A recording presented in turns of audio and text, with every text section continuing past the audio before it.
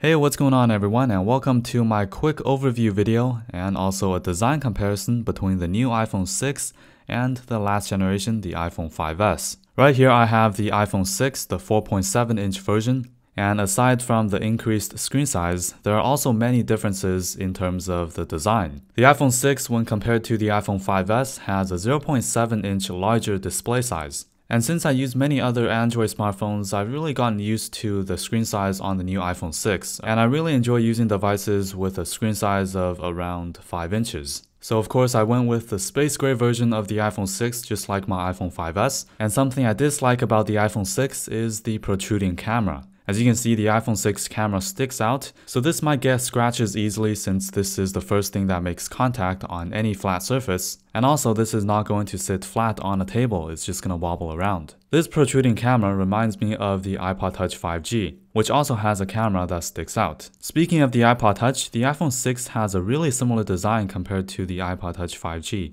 Both are extremely thin, and the iPhone 6 is surprisingly light. It's almost as light as the iPod Touch 5G, and this has the same brushed aluminum finish on the back.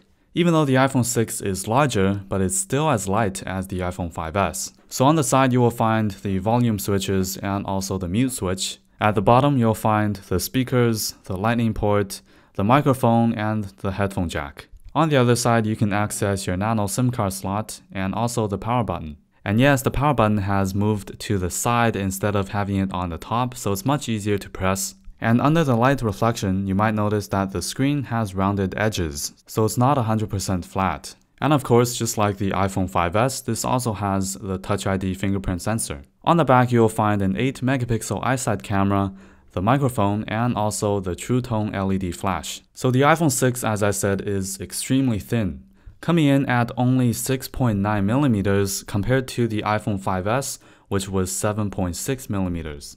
And at the bottom, you will also notice that the microphone on the iPhone 6 is much smaller compared to the iPhone 5S. And here it is compared to the iPod Touch 5G, and you can see that the iPod Touch is a bit thinner, but the iPhone 5S has a very similar design and is almost as thin as the iPod Touch. They ditched the two-tone design with the glass on the top and the bottom, and also the brushed aluminum finish in the middle. This time they completely went with the brushed aluminum finish on the back, and to be honest, I'm not a huge fan of the antenna bands that runs through the back.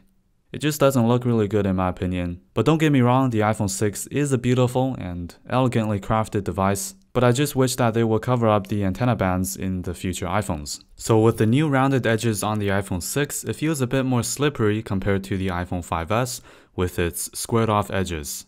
So now the iPhone 6 feels a bit similar to the HTC One M8, which is also a pretty slippery device.